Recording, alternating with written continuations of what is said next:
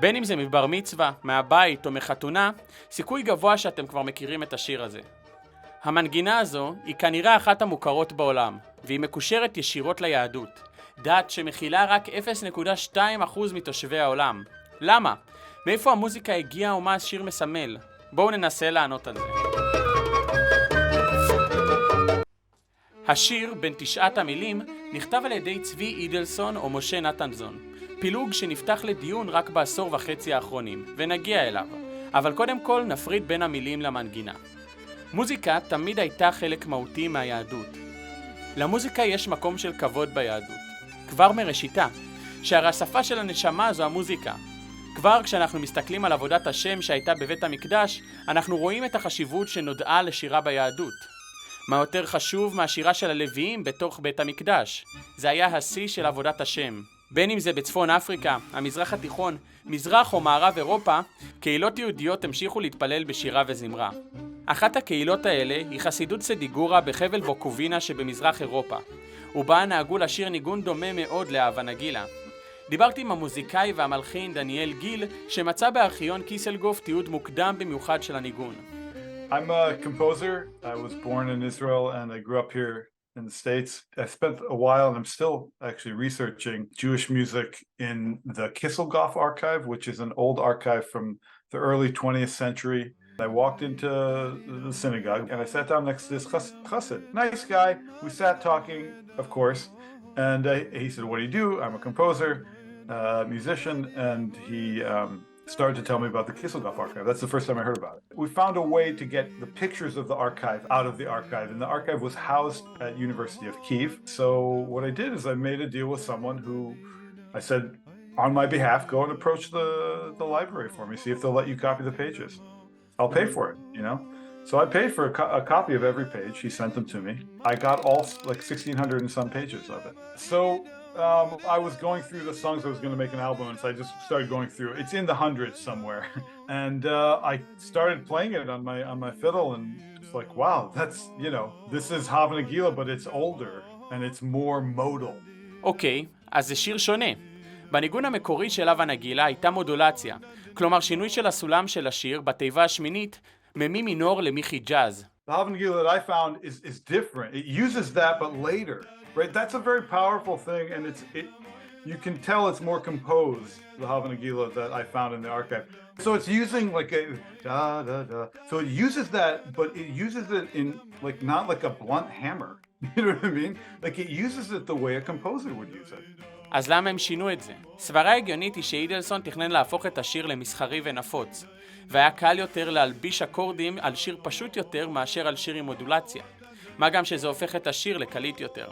אבל למה הוא בחר להשאיר את מי חיג'אז ולא את מי מינור כסולם של השיר? אין לדעת, אבל אני מניח שזה כי הוא רצה שזה יהיה נפוץ בכל התרבות היהודית. ובעוד שהסולמות המינוריים והמז'וריים היו נפוצים בעיקר בתרבויות המערב, מי חיג'אז היה נפוץ בקהילה היהודית גם בצפון אפריקה ויהדות המזרח התיכון תחת שם זה, וגם במזרח אירופה, כשטייגר אהבה רבה. And it shifts from one mode to the next mode, to the next mode, and then to another mode. It uses multiple types of modality in one song, which works. What is distinctly Jewish, and this comes out of me looking at, I think I've looked at the whole archive, is the multiple use of modes over a long melody that works, you know? And that's incredible, and it doesn't exist in any other type of folk music in the world. And that's the unique part of Jewish music. חצר סדיגורה פתחה סניף של החסידות בירושלים בעשור השני של המאה ה-20 ושרה שם את הניגון באירועים מזדמנים. ושם פגש אותה צבי אידלסון. אידלסון, אבי חקר המוזיקה היהודית, היה יהודי לטבי וציוני מושבע שלמד מוזיקולוגיה בגרמניה והיגר לישראל בשנת 1906 לאחר תקופה בדרום אפריקה כחזן. בישראל התיישב בירושלים והתעסק בעיקר באיסוף ותיעוד של מגוון רחב של ניגונים יהודיים מרחבי העולם עם התמקדות ביהדות המזרח התיכון ואיגודם באוסף הספרים אוצר נגינות ישראל. בין כל הניגונים והמזמורים שאושרו בארץ באותה התקופה הוא נתקל בשנת 1915 בניגון של החסידות ורשם אותה ביומנו, בלי תכנון ממשי פרט לשימור לעתיד. אבל שנתיים אחר כך, קרו שני אירועים ששינו את חיי הקהילה היהודית ואת חזון היהודים בפלסטינה קדימה. ב2 בנובמבר 1917 נחתמת הצהרת בלפור, המודיעה רשמית כי המנדט הבריטי יתמוך בהקמת בית לאומי לעם היהודי בפלסטינה, ארץ ישראל. וחודש אחר כך, ב9 בדצמבר, כובש פילדמרשל אדמונד אלנבי את פלסטינה מהעות'מאנים ומשחרר את היהודים משלטון טורקי עוין. אידלסון, שבאותה תקופה פעל כמורה למוזיקה בירושלים, לקח על עצמו את התפקיד לכתוב שיר לקבלת אלנבי ולחגיגת האירוע. וכפי שכותב אליהו הכהן בירושלים בתקופת המנדט, במקום להתנסות בהלחנת מנגינה חדשה שספק תיקלט ספק לא, אידלסון העדיף לבחור מתוך האוסף שלו ניגון ששמע בחצרו של האדמו"ר מסדיגורה. הוא החליט לנסות אותו אצל תלמידיו בבית הספר למל בירושלים, שקלטו את הניגון בקלות. מכאן ואילך קיימות שתי עדויות. האחת אומרת שאידלסון ביקש מתלמידיו לסייע לו לחבר מילים מתאימות לרוח השעה. ומאחר שבימי חג וישועה נוהגים לומר תפילת הלל, השתמשו התלמידים בפסוק מתוכה. זה היום עשה אדוני נגילה ונשמחה בו. עדות שנייה מייחסת את מילות השיר לאידלסון עצמו. יש לציין מחלוקת נוספת, חדשה ולוהטת יותר מזו. לפיה, משה נתנזון, אחד מתלמידיו של אידלסון באותה תקופה, הוא זה שכתב את המילים בתחרות שירה בבית הספר בהיותו רק בן 11. ביתו של נתנזון מספרת בראיון למקור ראשון ב-2013, מגיל צעיר אבי סיפר לנו את הסיפור על איך הוא חיבר את השיר. הוא סיפר לנו על הימים שלו בישיבה בירושלים. אבי חיבר את המילים לניגון ושינה לו את המקצב, כך שהוא יהפוך משיר איטי מאוד לשיר הרבה יותר קצבי. זה היה בשנת 1910. בעיה מרכזית בטענה זו היא שהתיעוד המוקדם שעליו דיברנו מקודם נקרא אף רייפליכס, שמתורגם לשמחה ביידיש, מה שרומז שהניגון יועד לאירועי שמחה. אנחנו גם יודעים שחסידויות מסוימות נהגו לשיר ניגון זה בשמחת תורה בהקפה השביעית, מאורע שמח. על כן ההנחה שהשיר היה איטי בהרבה ולא שמח היא בעייתית. בכל אופן, השיר נכתב על כל מאפייניו, ושנה לאחר כיבוש הארץ הקליט אידלסון את השיר על מכשיר גלילים בעזרת 3 חזנים, והשיר תפס תאוצה מהירה ברחבי הארץ. אבל בואו נסתכל לרגע על השיר בפני עצמו, כי בעוד שהוא מקושר באירועים של שמחה וחגיגה, הגישה המוזיקלית שלו לזה היא מאוד יהודית.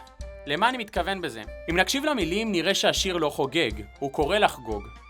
הווה נגילה ונשמחה, הווה נרננה, אורו אחים בלב שמח. ובגרסה של אידלסון, אורו נחים. אם השיר היה חוגג, אם היינו מציינים שמחה מזוקקת, לא הייתה קריאה לשמחה. השיר היה יוצא מנקודת הנחה שהמאזין שמח. אחרי הכל, השיר נכתב לרגל חגיגות שחרור הארץ. אז למה הוא כתוב כך? ולמה כוונתי בגישה יהודית לשמחה? ההיסטוריה של העם היהודי לא באמת מאפשרת לנו לשמוח בלבד. כל שמחה שלנו מעולה עם מאות שנים של רדיפה, דיכוי ושנאה. כמעט אין עוד עם שגורש, נרדף, נרצח והושמד בכמות ואחידות כזו לאורך ההיסטוריה ושרד כדי לספר. זכרו שהשיר עצמו נכתב תחת שלטון האימפריה העות'מאנית בתחילת המאה ה-20, כשהיהודים בארץ היו בטוחים שהם הבאים בתור לאחר שואת הארמנים. השיר קורא לנו לחגוג, כי עלינו כיהודים להכיר ברגעי השמחה המעטים אך המשמעותיים שאנחנו זוכים לחוות בהיסטוריה שלנו, ולא להתבוסס בחרדה ובעצב המלווים את העם היהודי לאורך ההיסטוריה. וגם כניגון, אני מאמין שאפשר לשמוע את הרובד הזה. כך, בלחן, אנחנו נשמע שהחלק הראשון מאוד חיובי ושמח.